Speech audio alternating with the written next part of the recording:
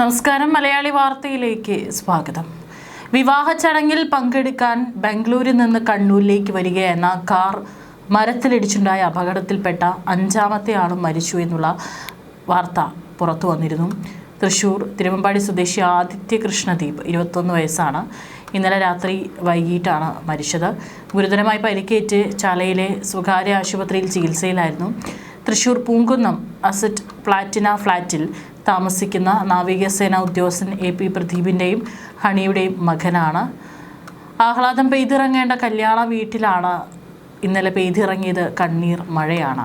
കല്യാണം കൂടാൻ ബാംഗ്ലൂരിൽ നിന്ന് പുറപ്പെട്ട സുഹൃത്ത് സംഘത്തെ വിധി തട്ടിയെടുത്തത് നാടിനെ ആകെ കണ്ണീരിലാഴ്ത്തി.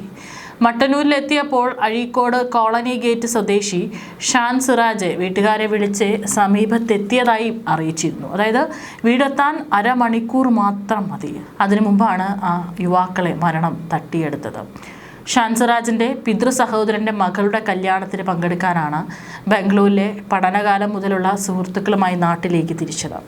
കണ്ണൂർ അലവിൻ കോളനി ഗേറ്റിന് സമീപം മന്നത്ത് ഹൗസിൽ ഷാൻ സിറാജ് 22 വയസ്സ്, കാഞ്ഞങ്ങാട് അരി കണ്ടം കുടിച്ചാൽ സ്വദേശി മുഹമ്മദ് റസ്വാൻ 23 വയസ്സ്, ഉത്തർപ്രദേശ് നോയിഡയിലെ പനം ഛേത്രി 22 വയസ്സ്, ഹൈദരാബാദ് സ്വദേശി ഹർഷ സത്തൂരി 22 വയസ്സ് എന്നിവരാണ് അപകടം നടന്ന വെള്ളിയാഴ്ച തന്നെ മരിച്ചത്.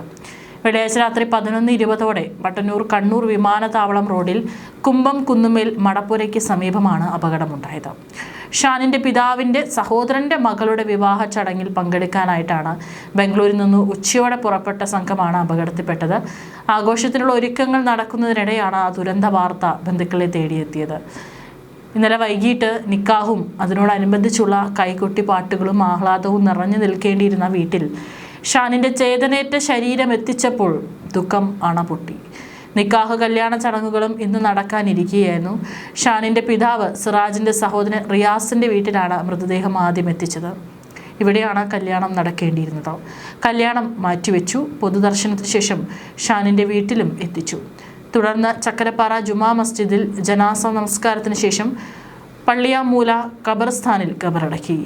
ബാംഗ്ലൂരിൽ നിന്നുള്ള സുഹൃത്തുക്കളും ഒട്ടേറെ വാഹനങ്ങളായി വീട്ടിലെത്തി അന്ത്യാഞ്ജലി അർപ്പിച്ചു. ബാംഗ്ലൂരിലെ BMS കോളേജിൽ BTech എയ്റോസ്പേസ് എഞ്ചിനീയറിംഗ് അവസാന വർഷ വിദ്യാർത്ഥികളായ ഇവരിൽ ഷാൻ സിറാജ് ക്യാമ്പസ് റിക്രൂട്ട്മെൻറ്റിലൂടെ 2 മാസം മുമ്പാണ് ബാംഗ്ലൂരിലെ സ്ഥാപനത്തിൽ ജോലിയിൽ പ്രവേശിച്ചത്. പഠനകാല മുതൽ അടുത്ത സുഹൃത്തുക്കളായിരുന്നു ഇവർ. വരുന്നതിന് അരമണിക്കൂർ മുമ്പ് വീട്ടിലേക്കും ഷാൻ വിളിച്ചിരുന്നു.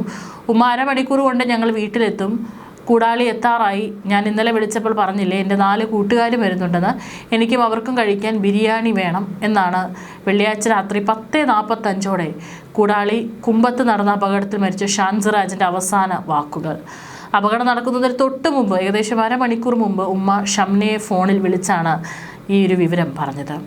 ഞായറാഴ്ചയാണ് ഷാൻ്റെ പിതൃ സഹോദരൻ്റെ മകൾ ഫിസ റിയാസിൻ്റെ വിവാഹം. അതിൽ പങ്കെടുക്കാനായിട്ടാണ് സുഹൃത്തുക്കളുമായി ബാംഗ്ലൂരിൽ കാറിൽ നാട്ടിലേക്ക് വരുന്നത്. അഴീക്കോട് ചക്കരപ്പാറ ബദ്രുൽ ജുമാ മസ്ജിദിന് സമീപമാണ് ഷാൻ്റെ വീട്. 2 വീടിനപ്പുറമാണ് വിവാഹ വീട്. അതുകൊണ്ട് ബന്ധുക്കളെല്ലാം വിവാഹ വീട്ടിലുണ്ടായിരുന്നു. രാത്രി ഏറെ വൈകിയതുകൊണ്ടും ബന്ധുക്കളും സുഹൃത്തുക്കളും ഉൾപ്പെടെ നിരവധി പേർ വീട്ടിലുണ്ടായിരുന്നതുകൊണ്ടും ഷാൻ വിളിച്ചു പറയുമ്പോൾ വീട്ടിൽ ഭക്ഷണം തീർന്നിരുന്നു. ഇതോടെ ബന്ധുക്കൾ കണ്ണൂരിലെത്തി ഭക്ഷണം വാങ്ങിക്കൊണ്ടുവന്നു. അരമണിക്കൂർ കൊണ്ട് വീട്ടിലെത്തുമെന്ന് ഫോൺ വിളിച്ചറിയിച്ച ഷാൻ മണിക്കൂറുകൾ കഴിഞ്ഞിട്ടും എത്താതായപ്പോൾ സിറാജ് തിരിച്ചു വിളിച്ചു. ആദ്യ വിളിയിൽ ഫോൺ റിങ് ചെയ്തെങ്കിലും ആരും എടുത്തില്ല. രണ്ടാമത് വിളിച്ചപ്പോൾ പോലീസ് ഉദ്യോഗസ്ഥനാണ് ഫോൺ എടുത്തത്. ഇതോടെ വീട്ടുകാർ പരിഭ്രാന്തരായി. കൂടാളിയിൽ ഒരു അപകടം നടന്നുവെന്നും പരിക്കേറ്റ ഷാനും സുഹൃത്തുക്കളും ചാലയിലെ സ്വകാര്യ ആശുപത്രിയിലുണ്ടെന്നും നിങ്ങൾ അവിടെ എത്തണമെന്നും പോലീസ് ഉദ്യോഗസ്ഥർ പറഞ്ഞു. നെഞ്ചുപിടഞ്ഞ് പിതാവും വീട്ടുകാരും സുഹൃത്തുക്കളും ആശുപത്രിയിലേക്ക് എത്തി.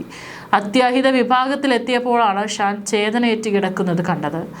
തളർന്നു വീണ ആ പിതാവിനെ ആരൊക്കെയോ താങ്ങി ആശുപത്രിയിൽ നിന്ന് മാറ്റുകയായിരുന്നു. നിയന്ത്രണം വിട്ട കാർ റോഡരികിലെ മരത്തിലിടിച്ച് പൂർണ്ണമായും തകർന്നു. അപകട ശബ്ദം കേട്ട് ഓടിയെത്തിയ നാട്ടുകാരാണ് ആദ്യം രക്ഷാപ്രവർത്തനം തുടങ്ങിയത്. തുടർന്ന് മട്ടന്നൂർ പോലീസും അഗ്നിരക്ഷാസേനയും സ്ഥലത്തെത്തി കാർ വെട്ടിപ്പൊളിച്ചാണ് 5 പേരെയും പുറത്തെടുത്തത്. ഒരാൾ സംഭവ സ്ഥലത്ത് വെച്ചും മറ്റുള്ളവർ ആശുപത്രിയിലേക്കുള്ള വഴിമധ്യയാണ് മരിച്ചത്.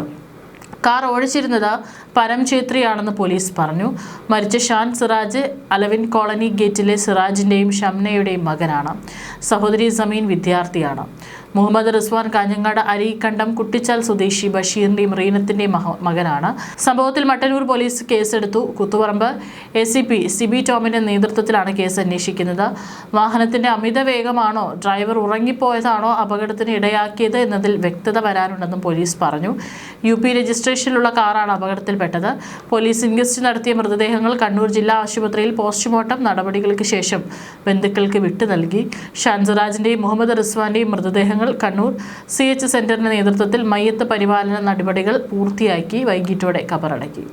യുവ എഞ്ചിനീയറിംഗ് ബിരുദധാരികൾ സഞ്ചരിച്ചിരുന്ന കാർ കുമ്പ ജംഗ്ഷനിൽ മരത്തിലിടിച്ച് തകരുമ്പോൾ അതിഭയങ്കര ശബ്ദം കേട്ടാണ് തൊട്ടടുത്ത കടയുടെ 2ാം നിലയിലായിരുന്ന TV-യിൽ ഫുട്ബോൾ ലോകകപ്പ് കാണാൻ കാത്തിരുന്ന യുവാക്കൾ ഓടിയെത്തിയത്. തൊട്ടടുത്ത വീട്ടിലുള്ളവരും ശബ്ദം കേട്ട് ഓടിയെത്തി. ഇവരാണ് പോലീസിനെയും അഗ്നിരക്ഷാ സേനയെയും വിവരം അറിയിച്ചത്. ശബ്ദം കേട്ടാണ് ഓടിയെത്തിയത്. കാർ മരത്തിലിടിച്ച് പുകയുന്നതാണ് കണ്ടത്. വീട്ടിൽ നിന്നും ഹോസ് വഴി വെള്ളമെടുത്താണ് പുക അണച്ചത്. നാട്ടുകാരനായ ബാബു പറഞ്ഞു. ഇടിയുടെ ആഘാതത്തിൽ ചിതറിയ വാഹനത്തിന്റെ ഭാഗങ്ങൾ സമീപത്തെ വീട്ടുപറമ്പിലേക്ക് വരെ തെറിച്ചു വീണിരുന്നു. മരത്തിലിടിച്ച കാർ തകർന്ന് റോഡിലേക്കാണ് വീണത്. പിൻസീറ്റിലുള്ളവരെയാണ് ആദ്യം പുറത്തെത്തിച്ചത്. തുടർന്ന് ഫയർഫോഴ്സ് എത്തി കാർ റോഡരികിലേക്ക് മാറ്റുകയായിരുന്നു. തുടർന്ന് അഗ്നിരക്ഷാ സേന എത്തി കാർ വെട്ടിപ്പൊളിച്ചാണ് മറ്റുള്ളവരെ പുറത്തെത്തിച്ചത്.